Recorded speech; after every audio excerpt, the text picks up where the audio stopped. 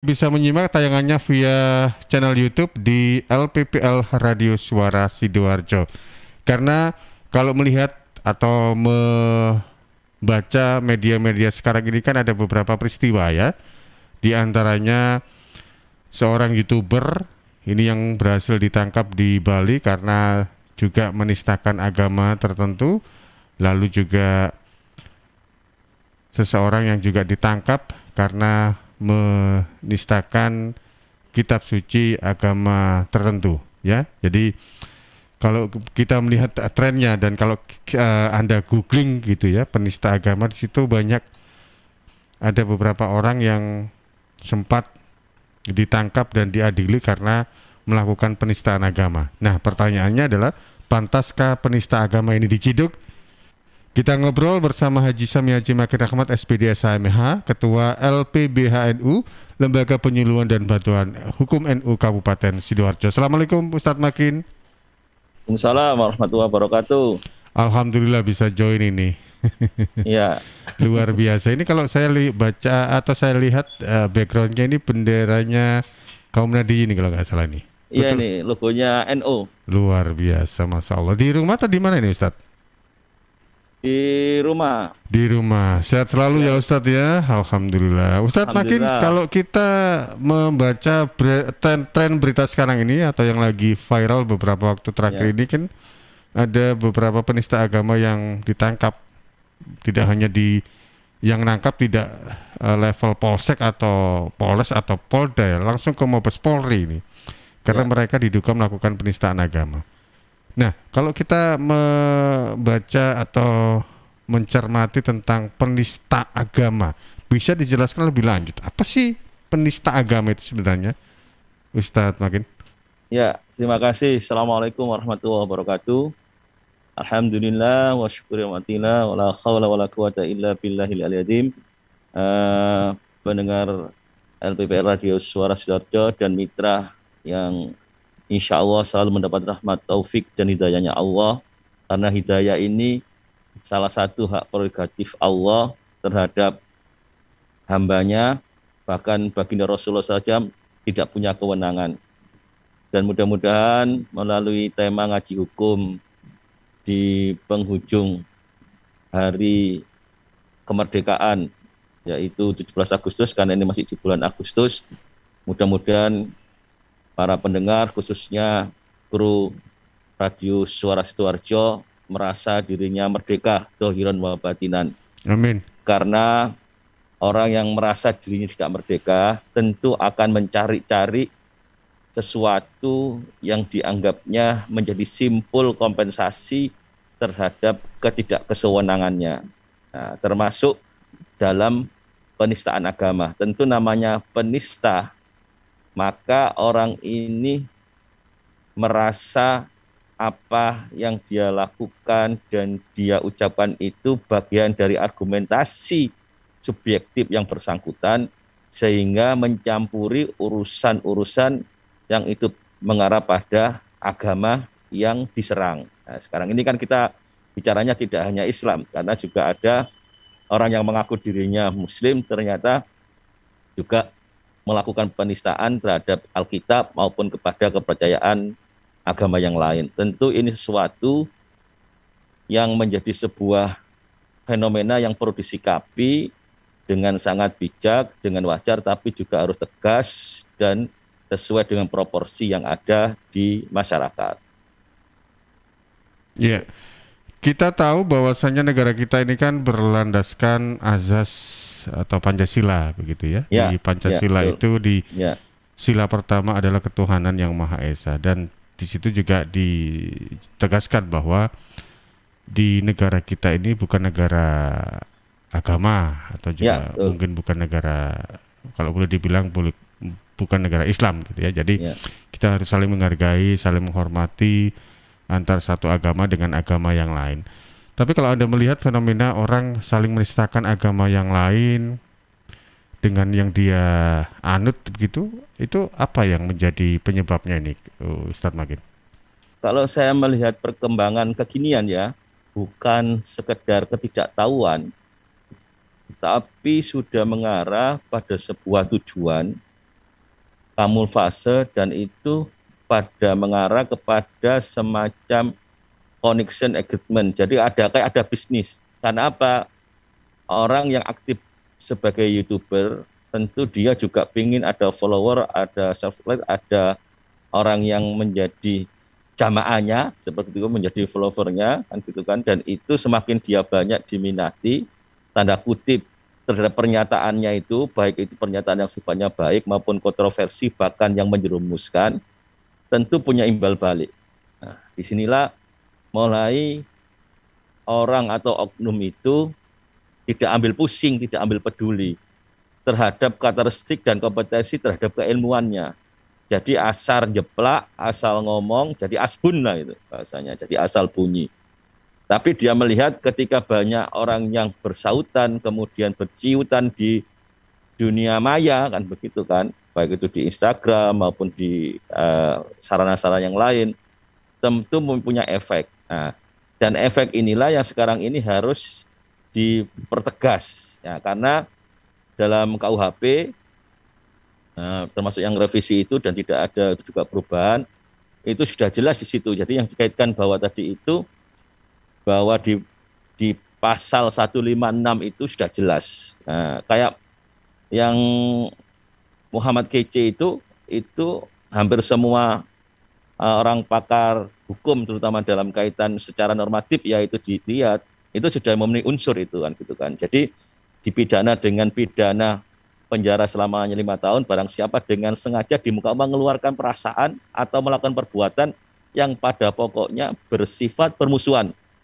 penyalahgunaan atau penodaan terhadap suatu agama yang dianut di Indonesia. Nah, yang dianut di Indonesia ya, tadi tidak Islam saja. Ya, termasuk agamanya dengan maksud agar supaya orang tidak menganut agama apapun juga yang bersendikan kepada ketuhanan yang Maha Esa. Jadi itu Mas Panji. Jadi ketentuan ini memang sudah tertuang dalam KUH pidana. Ya, pasal ya. KUH 156. Pasal 156. Ya. Oke, ini ancaman hukumannya tadi yang disampaikan 5 tahun. 5 tahun maksimal. Ya. Maksimal 5 tahun. 5 Tentu tahun. Kan bisa dijebloskan kan itu, bisa diciduk lah bahasanya itu. Tapi itu juga ada di Undang-Undang IT kan gitu kan, juga ada ancamannya lebih tinggi lagi. Nah, itu di pasal 28 ayat 2 itu setiap orang dengan sengaja dan tanpa hak menyebarkan informasi yang ditujukan untuk menimbulkan rasa kebencian atau permusuhan individu dan atau kelompok masyarakat tertentu berdasarkan atas suku, agama, ras, dan antar golongan. Jadi syarat dipidana dengan pidana paling lama 6 tahun dan atau denda paling banyak 1 miliar.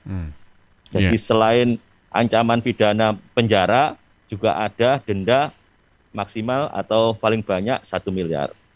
Oke, kalau melihat dari ketentuan memang sudah diatur di KUH pidana dan juga di ITE gitu ya. Kalau ITE itu kan lebih banyak ke delik aduan.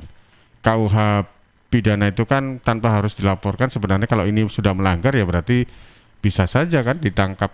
Tapi kalau melihat apa istilahnya itu ya, aparat yang mungkin ada beberapa orang yang mengatakan kurang begitu responsif untuk istilahnya itu menangkap pelakunya, entah itu seperti MKC atau seperti Yahya Waloni yang memang agak lama, mungkin butuh waktu atau sehingga perlu apa itu namanya, sampai ada satu organisasi kepemudaan di salah satu ormas Islam itu sampai mengancam kalau memang tidak ditangkap kami akan melakukan demo. Ini kalau Anda melihat seperti apa ini Ustaz Makin? Jadi tentu petugas juga tidak begitu gegabah, kan semua juga mulai ada unsur dan ukuran-ukuran normatifnya kan. Ketika orang itu dianggap melakukan perbuatan pidana, tentu yang paling normatif adalah memenuhi 2 unsur terhadap apa yang bakal disangkakan atau yang dianggap melakukan pelanggaran hukum kan gitu. Dari situlah kemudian dikaji kan. Nah, karena kan kita jujur aja ada beberapa orang itu yang sebetulnya kita tahu bahwa orang ini sangat-sangat menghujat. Kemudian dalam bahasa metafornya itu pasti ditujukan kepada si A. Tapi dia tidak pernah menyebut siapa si A itu. Dengan bahasa dia metafornya itu, perumpamaan-perumpamaan tamsil-tamsil itu. Sehingga dibutuhkan nanti itu kalau kita jerat, dia bisa mengelak dengan alibinya bahwa ini bukan maksudnya kepada si A itu kan gitu kan.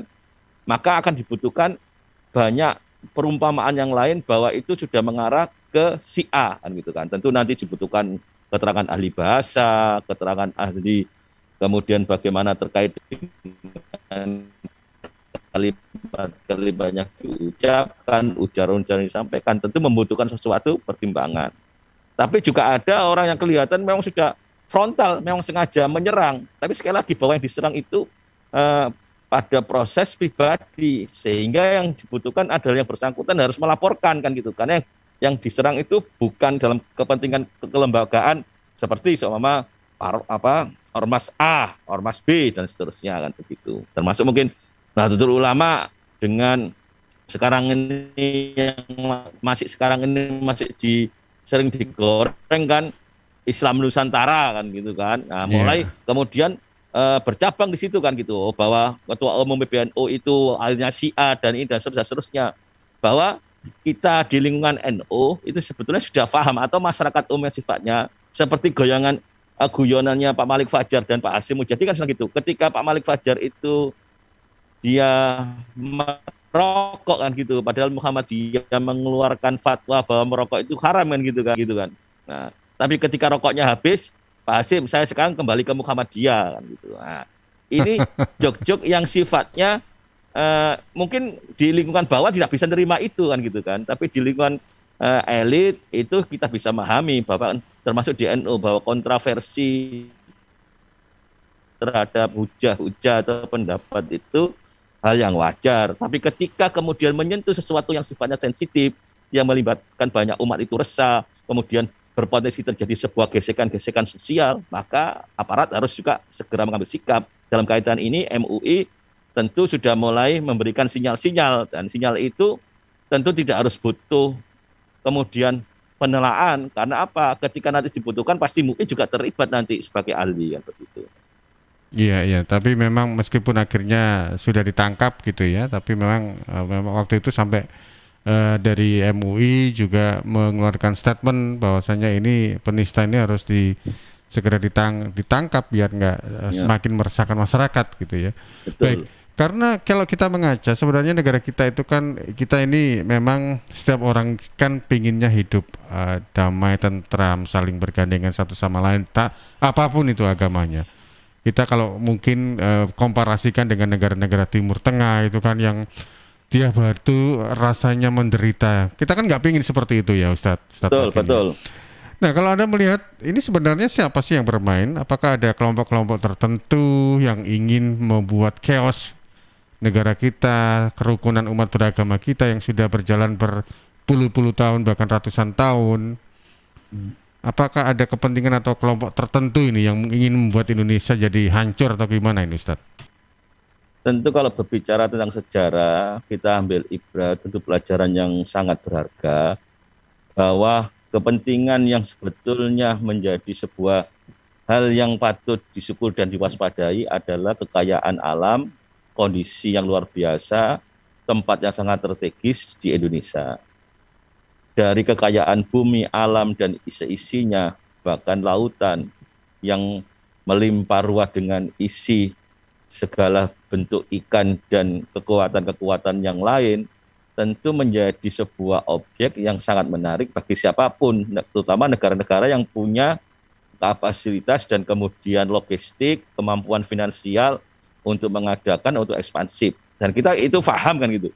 Mulai kalau zaman dulu Eropa dengan kekuatan sekutunya kan begitu kan, kemudian perkembangan zaman ketika dua superpower itu berubah, kemudian terpecah-pecah, baik itu Amerika pada kelompoknya sendiri yang sebetulnya masih sudah mulai keropos kan gitu kan, kemudian Uni Soviet dengan sebetulnya juga mulai berpecah berai, maka yang menjadi sesuatu yang sangat kompak yaitu artinya kelompok Chinese kan gitu. Kita semua wajar ini kita belajar sejarah. Nah, ketika kemudian perang kepentingan inilah tentu ada sentimen-sentimen politis, sentimen keagamaan, sentimen-sentimen kemudian tentang kekuasaan yang kemudian mulai dibangun. Nah, menanamkan beton sebuah fondasi yang kuat terhadap negara yang kemudian jadi salah satu sasaran, ya termasuk Indonesia kan begitu. Siapapun tahu itu.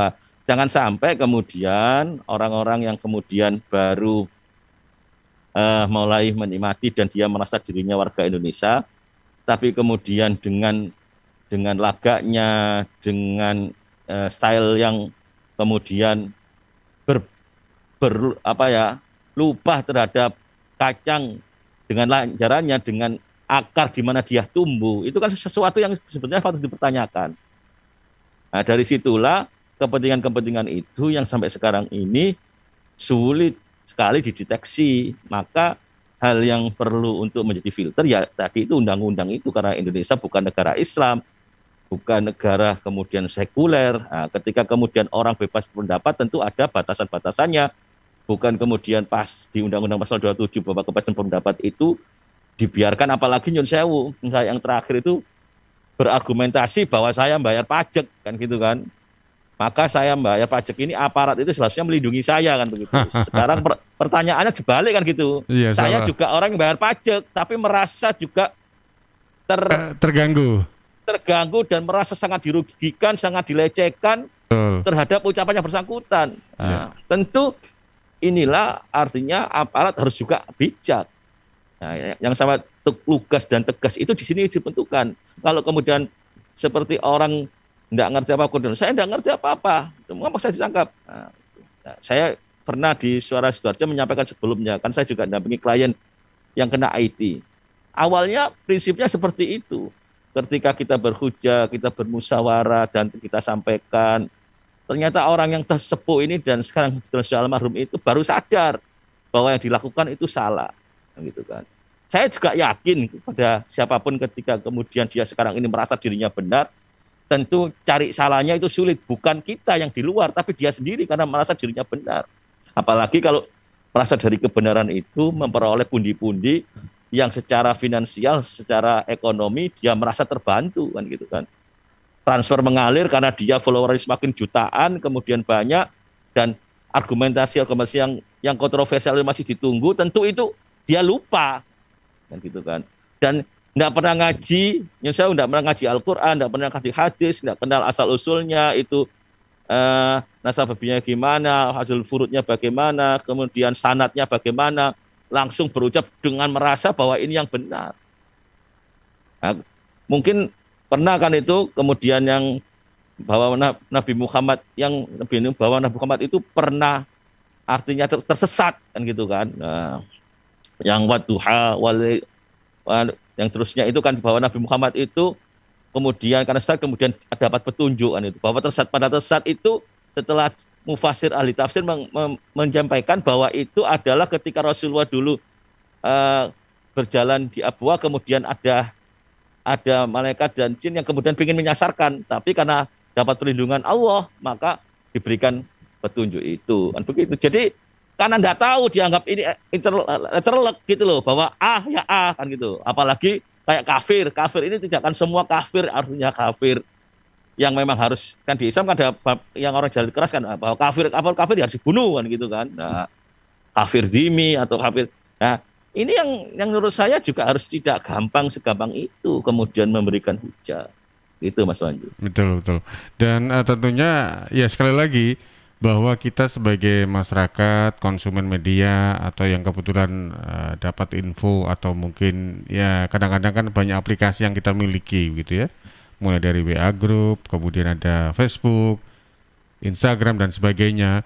Itu ketika ada hal-hal seperti ini mungkin ya kita sebaiknya itu nggak langsung panas terus nganu, dalam pengertian kita percayakan kepada pihak yang berwajib, dengan para ulama misalnya, atau dengan kalau di agama lain dengan pastor, dengan pendeta kalau memang ada hal-hal yang seperti ini ya. Jadi memang tujuannya kalau rusuh itu mungkin bagi orang yang tujuannya ingin merusak ya justru senang gitu ya Ustadz ya, karena memang tujuannya kan seperti itu. Jadi seolah-olah negara kita nggak aman gitu kan. Jadi saya perlu nyampaikan Mas Panji bahwa saya ini termasuk dulu kan juga aktif di SCM. Jadi ada teman-teman itu yang memang cari proyek itu, malah cari proyek yang rusuh-rusuh itu.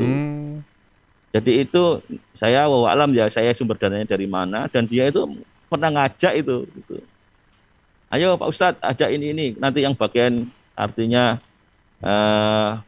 yang di depan nanti supaya isi saya ketika narasi-narasi yang dibangun itu saya ketahui kok banyak bertolak belakang dengan kondisi, dan itu dia dengan dokumentasi yang lengkap, saya berpikir loh ini nanti berarti ada yang pesen ini kan gitu kan. Nah, ternyata betul. Maka saya ya artinya semakin harus hati-hati. Yang jelas begini kepada masyarakat, terutama pendengar Radio Suara Sidoarjo, bahwa kondisi yang terjadi itu tentu disikapi yaitu tabayun, ditanyakan kepada, harus ke guru, kepada orang yang ahli kan gitu kan. Ketika ikhtiar itu kemudian jangan disikapi secara subjektif, karena itu nanti juga kita tidak boleh kemudian dengan cara-cara kemudian yang represif, apalagi kasar, kemudian main hakim sendiri. Itu juga bukan cara-cara yang dicontohkan oleh baginda Rasulullah. Bahkan saat di Taif kemudian baginda itu dilempari batu saja, malaikat yang sudah mulai marah bahkan akan meminta Rasulullah izin supaya gunung di Taif itu dijungkir balikkan. Maka Rasulullah karena dari pengalaman itu, Rasulullah malah mendoakan supaya mendapat hidayah dari Allah. Supaya ternyata kan sekarang ini Taif termasuk daerah yang subur, daerah yang komunitasnya, karena mengingat itu walaupun buyut-buyutnya itu dulu memusuhi Rasulullah, menjadi suatu orang yang sering kemudian memberikan semacam penguat terhadap ajaran-ajaran yang telah dibagikan Rasulullah. Bahkan ada sebuah suk itu, sebuah pasar itu, dulu itu pasar seni, tempat syair yang tukang menjelek-jelekan Rasulullah. Jadi di dekat Taif itu ada pasar yang tiap hari tertentu kayak pasaran gitu, itu ahli syair semua. Nah, itu main jadi berdebat tapi dalam syair. Nah, itu ya menjelek-jelekan. Nah, dari situlah kemudian yang terjadi kan tidak seperti itu, tapi dengan bahasa yang santun, dibalasnya dengan maidoh hasanah, dengan tata cara yang baik, dan didoakan supaya yang salah itu segera mendapat sebuah maaf. Bahkan kita berlomba membuat ma'ruf, kebaikan. Itu Mas Panji. Oke, baik. Ustadz, nanti kita akan sambung perbincangan kita terkait dengan penista agama ini sesudah kita ikuti beberapa pesan berikut ini. Baik, untuk Anda sahabat pendengar dan pemirsa, Anda masih bersama di program Ngaji Hukum dengan tema kita Pantaskah Penista Agama Diciduk, bersama dengan Haji Sami Haji Making Rahmat. Beliau adalah Ketua dari LPBHNU, Lembaga Penyuluh dan Bantuan Hukum NU Nahdlatul Ulama Kabupaten Sidoarjo. 0811 309 1009 atau juga di 031 896 1514 masih kami buka untuk Anda yang ingin berperan dalam program ini. Kami akan kembali sesudah kita ikuti beberapa pesan berikut ini.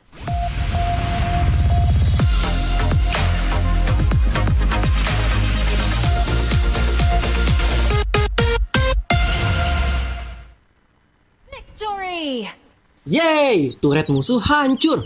Menang lagi. 1 match lagi lah. Haha. Le, kamu tuh tahun depan masuk SMA. Masa main terus? Kapan belajarnya? Iya, Mak, sebentar lagi. Mumpung stay at home nih.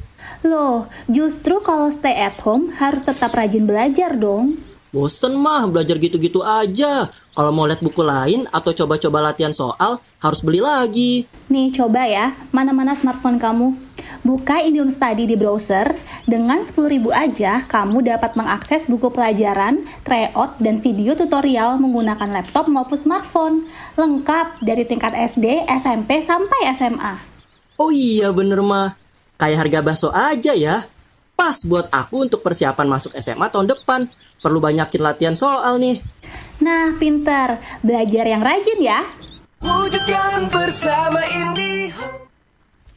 Rokok opo ki lho, kok putihan? Ya rokok empo, ya murah, ya akeh. Rokok ilegal ki. Masa rokok ilegal iki? Yo ki. Lah awakmu kok roh nek iki rokok ilegal? Rokok ilegal iki gak nek pita cukene. Samen paling roe bandrol kuwi lho. Rokoke kudu enek merek karo nama perusahaane sing terdaftar ndek bea cukai. Lokasi pembuatane ndek kene yo gak enek. Terus ndek kene rokok ilegal iki gak enek gambar karo peringatane teko pemerintah. Berarti rokok ilegal gak resmi no. Aduh ya mesti to Le Mul. Rokok ilegal iki merugikan negara. Mergo ora bayar cukai sing digembangun negara. Walah tutu, sepenting wong-wong gak roh. Loh, gak iso Le iki. Makane to Le, tuku sing pasti-pasti ae. Aja ngawur. Laporkan peredaran rokok ilegal ke kantor Bea Cukai terdekat atau hubungi nomor 1500 225 1500 225. Iklan layanan masyarakat ini dipersembahkan Bea Cukai Sidoarjo. Ayo, ngewangi Bea Cukai, berantas rokok ilegal. Bea Cukai Sidoarjo, fokus mengawasi, tulus melayani. Sahabat, seiring bertambahnya usia, tubuh mulai bersifat asam atau acid sehingga mudah terserang penyakit. Segera perbaiki pola makan dan perbanyak asupan alkalin seperti sayur, buah, dan Cheers Alkaline Power. Cheers Alkaline, air minum kesehatan dengan pH tinggi 8,5 yang setara dengan sayur dan buah, punya 6 manfaat: meningkatkan metabolisme dan daya tahan tubuh terhadap virus, menjadi antioksidan alami pencegah kanker, menjaga kekuatan tulang dan gigi, membantu penyerapan mineral lebih efektif, membantu hati dan ginjal, membuang racun dari tubuh, mencegah sakit mah. Info lengkap Cheers hubungi Sutrisno di 0821 4225 6646 0821 4225 6646. Cheers, healthy drinking water.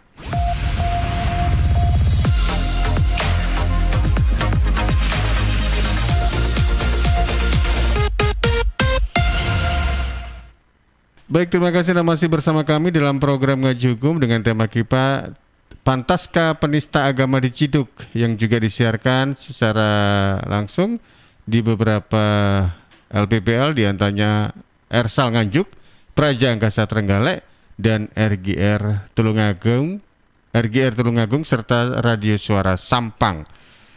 Masih bersama dengan Haji Sami Haji Makin Rahmat SPD SMH, Ketua LPBHNU Lembaga Penyuluhan dan Bantuan Hukum NU Kabupaten Sidoarjo.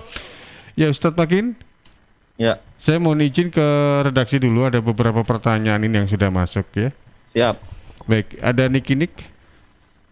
Baik, ini sudah ada masuk dari 2 pertanyaan dari Twitter dan 1 pertanyaan dari WhatsApp redaksi. Yang pertama dari Twitter ada @walid. Bagaimana ya Pak tanggapan Bapak mengenai beberapa guyonan atau candaan saat ini yang sedikit banyak menyerempet mengenai hal-hal agama tertentu dengan dalih dark joke. Lalu yang kedua dari @joseph. Bisa dikatakan bagaimana ya Pak bahasan yang disebut penistaan agama. Lalu ada dari Cici dari Suko. Kira-kira Pak, adakah saran untuk pemerintah mengenai hukuman bagi penista agama mengingat dampak dan akibat yang telah disebabkan oleh penista agama? Oke, terima kasih untuk Pak Walid, kemudian Yosep, dan juga ada Cici yang ada di Suko ya. Monggo tanggapannya Ustadz Makin. Ya. Sekali lagi tadi yang awal-awal tadi kita sampaikan bahwa ketika kemudian apa yang dimaksud penista itu yaitu tadi orang atau sekelompok yang dengan sengaja tanpa hak ya menyebarkan kaitannya dengan IT ya dulu ya, informasi yang ditujukan menimbulkan rasa binasa kebijakannya bagaimana. Tentu begini, kalau di agama tertentu itu ke utara itu larangan. Nah, kemudian dia menyebut bahwa ke utara itu ternyata bukan larangan, itu hanya kamuflase. Karena saya menemukan dalil bahwa ke utara itu sebetulnya kenikmatan. Nah, tentu artinya pemegang agama ini yang selama ini diyakini bahwa ke utara itu dilarang, akhirnya jadi benci. Karena apa? Tidak sesuai dengan ajaran yang kemudian disampaikan. Bahkan dia berani, ini ada dalilnya. Ternyata dalil ini bukan berkaitan dengan itu. Karena ketidakmampuan dan ketidaktahuan bahkan menjadi sebuah kesengajaan. Nah, ini yang tentu unsur-unsur itulah yang kemudian terjadilah orang yang dimaksud dengan menista atau telah terjadi penodaan agama. Nah, kemudian terhadap orang yang pelakunya, tentu kalau kita merujuk pada undang-undang baik itu KUHP maupun undang-undang IT, informasi transaksi itu elektronik itu, tentu yang satunya yaitu 156 huruf A itu 5 tahun, kemudian yang pasal 28 ayat 2 itu 6 tahun dengan denda yaitu paling banyak 1 miliar. Tentu ini menjadi hak dari proses hukum yang dijalani.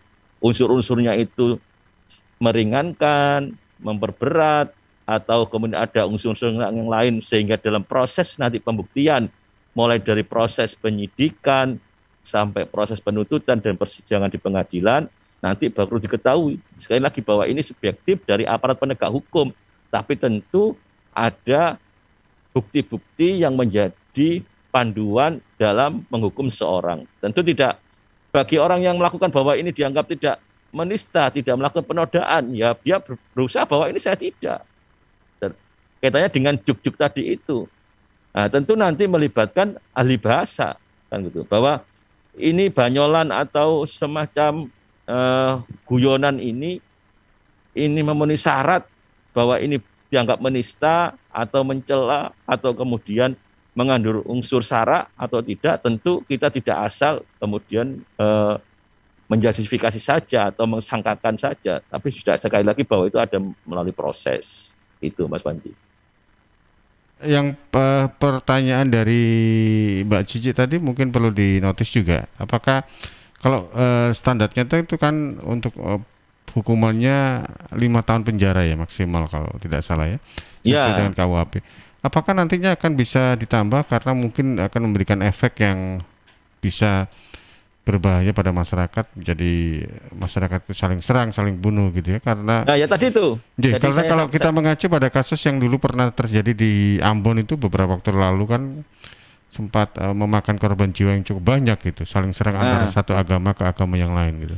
Itu tentu kan begini, jadi kita kan tidak bisa kemudian itu menjustifikasi bahwa kemudian ada efek, iya. Tentu kan pelakunya berarti kalau dia pembunuhan berencana berarti kan sangkaannya 340 kan begitu kan, berarti melakukan pembunuhan berencana. Tapi dengan kaitan undang-undang penistaan maupun KUHP terhadap penistaan agama atau penodaan ini, ancamannya yaitu yang satunya maksimal 5 tahun, yang IT itu maksimal 6 tahun dengan denda paling banyak 1 miliar. Sekali lagi, bahwa hakim ketika kemudian dalam persidangan ternyata ada unsur-unsur yang memberatkan, hakim punya kewenangan untuk menjatuhkan hukuman lebih berat, dan begitu. Apalagi kemudian kalau dalam kasus pokoknya itu sampai menimbulkan dampak terjadinya pembunuhan, kemudian terjadi perang suku, kan gitu kan, ingat kasus di Pontianak kan begitu kan, kemudian suku Dayak dan Madura kemudian saling bunuh kan begitu kan, itu kan juga sama dari penyebaran informasi yang di Ambon yang juga salah. Ada. Iya kan, jadi ya itu efeknya kan rentetan seperti itu. Rentetannya itulah yang kemudian nanti di-split, artinya dipisahkan dalam proses hukumnya, kan gitu kan. Bahwa nanti di primernya itu dia melakukan penistaan, kemudian di subsidiarnya kalau kemudian tidak di-split kan jadikan satu, bisa jadi ditambahi pasal pembunuhan karena memang dia termasuk pelaku. Bahkan bisa jadi dia dader atau otak dari terjadinya pembunuhan itu, walaupun dia tidak terlibat langsung. Tapi dia menjadi penyulut, bahkan provokator, bahkan orang yang kemudian menjanji, kemudian memberikan janji-janji. Saya dimusuhi ini, itu wajib dibunuh itu sudah. Siapa yang membunuh masuk surga, kan begitu. Nah, dijamin masuk surga, padahal dia surga tidak punya dia, kan gitu loh. Nah, itu. Kemudian terjadi pembunuhan. Kalau kemudian ditagih surganya mana kan gitu, kan nggak mungkin ngasih surga kan gitu. Iya, kalau kayak beberapa informasi mengenai peledakan bom itu kan yang mereka pelaku bomnya itu kan didoktrin gitu ya, seolah-olah kalau kamu mati menyerang ini termasuk jihad dan masuk surga gitu kan.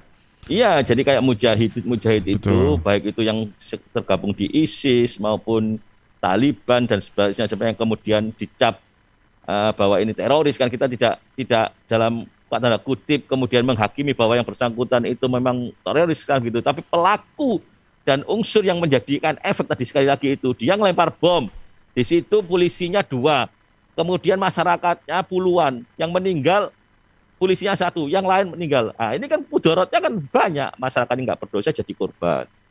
Nah, seperti waktu dulu di Jakarta, peristiwa Jakarta maupun peristiwa Bali kan gitu. Jadi hal-hal yang sifatnya memang dari doktrin-doktrin bahkan pencucian otak itu memang dimulai sekali lagi dari ujaran-ujaran maupun informasi-informasi baik tertulis maupun dari lisan yang mampu mengelabui, yang mampu kemudian menipu dan akan mensiasati, ya tadi itu bahasa saya mencuci otaknya itu, sehingga mereka itu melakukan itu seakan-akan ada jaminan. Sekali lagi, bahwa urusan ketika siapapun Anda yang sekarang ini punya pemikiran-pemikiran negatif, coba berpikir kembali, bagaimana kemudian kalau itu menimpa anak Anda, menimpa keluarga Anda, kemudian sampai di situ orangnya tidak meninggal ternyata, menjadi cacat seumur hidup. Penderitaan yang luar biasa. Kalau kita mau menjaga hati kita, menjaga pikiran jernih kita, menjaga sesuatu perbuatan itu akan dipertanggungjawabkan di hadapan Allah. Jadi ketika orang ngomong, kemudian nanti ketemu bidadari, istrimu sekarang paling banyak 4, nanti di surga kamu dengan 20 bidadari. Kalau kemudian orang itu pikirannya cekak, tentu berpikir, wah enak nanti kalau bidadari 20. Orang kini 4 guys belanjani kan begitu kan. Nah, gitu. Wes yang ngono mati ae kan begitu akhirnya kan gitu. Iya. Jadi mungkin ada juga yang berpikir karena di dunia itu mungkin karena sudah pesimis, sudah istilahnya hopeless, putus asa gitu ya, akhirnya jalan itu yang ditempuh gitu. Sekali lagi kalau orang itu berpikir kemudian ada ujian cobaan dan kemudian dalam tensi yang kemudian secara mungkin kemampuan kita baik itu imun, kemudian iman, otak, pikiran sudah tidak mampu, maka harus panduan yang luar biasa itu bahwa Allah menciptakan ujian, cobaan, fitnah dan seterusnya itu tidak bakal melebihi kemampuan dan kapasitas yang kita, itu semuanya, baik itu orang Islam, kita bicara hambanya Allah kan ini. Ketika dia juga berikhtiar, kemudian berusaha, dan yakinlah setiap ikhtiar dan usaha itu pasti nanti ada hasilnya, ada jalannya, walaupun sekecil zarah kan gitu kan. Nanti kalau itu kita ambil ada manfaatnya, tentu dari manfaat itulah muncul nanti manfaat-manfaat yang lain. Dan ini harus mulai disebarluaskan, disosialisasikan. Banyak orang itu berperkara terkena jerat persoalan gitu kan. Jauh persoalan di pengadilan agama ketika mau dicerai, ketika suaminya itu orang yang selama ini memberikan suatu ketergantungan, akhirnya dia berpikir, aku nek dicerai ngene aku mangan nopo, wis aku tak bunuh diri. Contoh ini. Nah, pikiran-pikiran cekak semacam ini kan gitu kan, pikiran-pikiran pragmatis seperti ini harus mulai kita sosialisasikan bahwa tidak mungkin Allah ketika kemudian ada ruh dan hati dan jasad ini menyatu, kemudian tidak diikuti dengan kebutuhan-kebutuhan yang itu sudah dijamin oleh Allah Subhanahu wa taala. Luar biasa. Jadi kalau menyimak dari judul flyernya kita, yaitu pantaskah penista agama diciduk, jadi bisa dikatakan apa yang disampaikan oleh Ustadz Makin tadi memang sudah seharusnya dihukum. Ya, sangat begitu. pantas. Betul. Artinya proses hukum sesuai dengan amal perbuatannya. Iya. Kita melatih karena nanti di akhirat kita juga dikisap sesuai dengan amal perbuatan kita. Maka manusia sebagai khalifah wakil di bumi ini dengan karakter dan kemampuan dan tugas yang masing-masing, juga ada yang jahat. Tapi sekali lagi Rasulullah ketika kemudian menghadapi ujian ketika ikan Fathul Mekah kan, juga sahabat waktu itu kan tanya, sampai dhisik Rasulullah itu kate dibunuh loh karo si fulan ini. Iki katene sampean di dan seterusnya kan sing bagian bendina ngidoni sampean iki. Sampai akhirnya kan turunlah firman Allah kan, salah satunya itu ful afwa umur fil afi wa akhrid anil jahilin. Artinya jadilah engkau pemaaf dan suruhlah orang-orang itu untuk mengerjakan kebaikan, berbuat ma'ruf kan gitu kan. Wa amir bil arfi wa akhrid anil jahilin, dan berpalinglah daripada orang-orang yang bodoh. Jadi kan pengertian begini, kalau kemudian kita itu dikatai orang yang tidak ilmu, kemudian tidak punya kapasitas, tidak kompeten, walaupun itu menjadi viral, maka lebih bagus ya berpalinglah, jangan diikuti.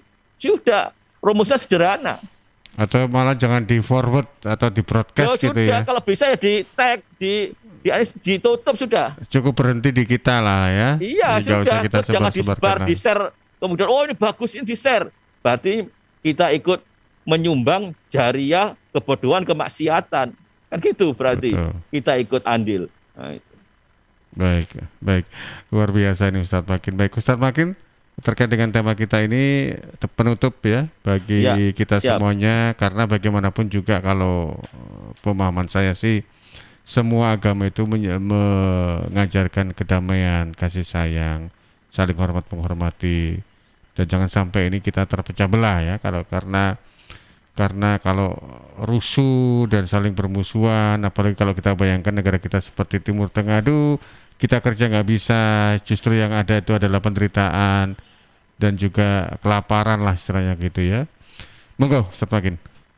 Siap, terima kasih. Jadi saya tadi nyulik-nyulik itu, kemudian backgroundnya saya pasang Suara Sidoarjo informatif, cerdas, menghibur. Maka di penutup ini juga begitu, bahwa kita harus ingat ketika Rasulullah itu juga melakukan sebuah proses untuk bagaimana menata akhlak manusia. Itu kan Rasulullah kemudian menyampaikan kepada para sahabat, innama bu'istu liutamima makarimal akhlak. Maka sesungguhnya aku diutus ke dunia ini tidak lain untuk menyempurnakan akhlak manusia, akhlak yang baik, akhlakul hasan. Nah, disinilah kemudian itu menjadi sebuah proses yang harus kita wujudkan dalam kehidupan. Jadi yang kita tumbuhkan kasih sayang, kita tumbuhkan itu persaudaraan. Rasulullah ketika di Madinah, perang Uhud itu kemudian pesertanya bukan Muslim saja, karena di situ banyak orang Yahudi, banyak orang Nasrani. Karena apa? Dia merasa bahwa dia bagiannya dari Madinah yang harus mempertahankan kota Madinah dari serangan orang-orang kafir dari Mekah. Maka ketika itu, coba itu dicontoh. Rasulullah sudah memberikan contoh. Kita hidup di negara Indonesia, negara yang kita yakini negara baldatun thayyibatun wa rabbul ghafur, negara yang gemari palo jinawi, bahkan kayu ditancapkan jadi pohon, jadi kemudian itu bisa berbuah, tanah yang subur luar biasa. Kemudian kita bayangkan di negara-negara yang lain, banyak yang gersang, bahkan untuk sekolah saja tidak bisa, apalagi untuk kerja, untuk kemudian bisa menghirup udara segar di luar. Kan apa? Satu ketika ancaman itu menghantui mereka. Nah, ketika kita hidup di Indonesia yang sudah aman, sudah tentram ini, mari bersama-sama. Kalau kemudian ada perbedaan, memang hidup itu tidak semuanya sama. Tapi sekali lagi, jangan kemudian kita berebut memukul, mari bersama-sama kita merangkul. Karena saling ejek itu bukan menjadi solusi. Sering kita juga nyampaikan bahwa kalau ingin kita bersama orang-orang yang benar, orang yang soleh dan orang yang beruntung, kullah as'alukum alai ajrah illa mawaddah fil qurbah. Di surat Asy-Syura 23 itu Allah menyampaikan, katakanlah Muhammad, aku tidak meminta sesuatu apapun atas umatmu illa mawaddah fil qurbah, kecuali kasih sayang. Tentu dari benih kasih sayang inilah nanti akan tumbuh kasih-kasih sayang lain. Yang jelas ketika jiwa ini tidak digerogoti oleh benalu sifat-sifat yang riya, sifat-sifat yang iri, dengki, apalagi sifat-sifat pendendam, maka disitulah kita akan menjadi manusia yang ma'ruf, yang baik, manusia yang kemudian punya daya pekah, daya pikir, dan daya nalar yang selalu berkebutuhan bahwa bagaimana kita bisa memberikan kebaikan kepada sesama. Kalau kita bicara agama, Allah juga sudah menggarisbawahi. Kita surat Al-Kafir sudah jelas. Katakanlah kepada orang kafir, aku tidak menyembah apa yang kau sembah. Engkau pun tidak akan menyembah apa yang aku sembah. Dan aku pun tidak akan menyembah apa yang kau sembah. Di akhir itu lakum dinukum waliyatim. Buatmu agamamu, buatku agamaku. Ini sebuah konteks yang sederhana. Tapi kemudian kalau ada oknum yang main, kemudian memanfaatkan itu. Sekali lagi, aparat harus cepat tanggap dan tegas dan kemudian lugas. Kalau kemudian dibiarkan itu menjadi liar, maka ketika orang yang ini ketangkap, jujur saja, yang terakhir ini, MK ditangkap. Orang yang pro MK, walaupun mungkin persentasenya 2%, pasti ada, kan gitu kan. Tapi kita belum tahu 2% ini nanti bisa menjadi benalu yang kemudian menulari menjadi virus seperti COVID-19 atau tidak. Kan gitu. Iya, istilahnya sel-sel baru gitu. Iya, ini yang harus disadari. Nah, maka mari bersama-sama melalui ngaji hukum di Suara Sidoarjo dan kemudian mitra yang lain itu menjadikan sebuah informasi itu jangan ditelan begitu saja. Mari kita tabayun, dan yang penting kita harus cerdas. Nah, cerdas ini tentu sekali lagi, mari kita filter, kita telaah, kita bersama bila perlu kita buka lagi buku. Oh, ini yang memang ada dasarnya ini. Dan yang penting sekali lagi menghibur. Informasi jelek, informasi baik, informasi apapun harus kita cari bahwa ini bagian sesuatu hikmah. Nah, ketika kita berusaha, fa inna ma'al usri yusra, fa idza faragta fansab, maka kita wujudkan itu, kita serahkan pada ahlinya. Wa ila rabbika farghab. Dan setelah itu kita pasrahkan kepada Allah. Jangan kemudian menyimpulkan sendiri, apalagi nyun sewu, saya juga bayar pajak. Nah, ini kan menurut saya orang ini tidak cerdas. Nah, gitu kan. Terlalu konyol juga ini. Sengaja menentang arus, kan gitu kan. Kita nggak tahu nanti di polisi dia nangis apa tertawa-tawa.